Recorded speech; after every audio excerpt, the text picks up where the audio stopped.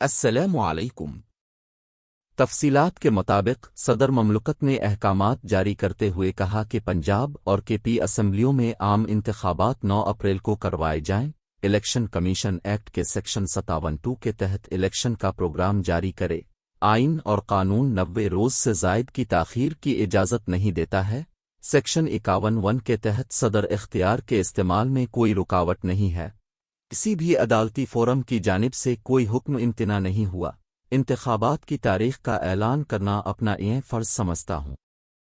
Election commission of Pakistan نے پنجاب اور Khyber Pakhtunkhwa assembly کے عام انتخابات کے معاملے پر ایوان صدر میں ہونے والے مشاورتی اجلاس میں شرکت نہ کرنے کا فیصلہ کیا تھا، تاہم صدر پاکستان نے الیکشن کمیشن کے اجلاس میں شرکت نہ کرنے اور وقت پورا ہونے پر اعلامیہ جاری کرنے کی ہدایت کر دی تھی۔ صدر اور الیکشن کمیشن کے درمیان 11 سے 11:30 کا وقت متعین تھا۔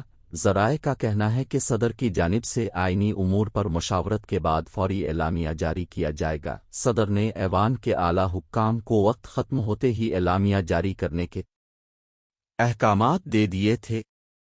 چیف الیکشن کمشنر سکندر سلطان راجہ کی زیر صدارت الیکشن کمیشن کا اجلاس ہوا۔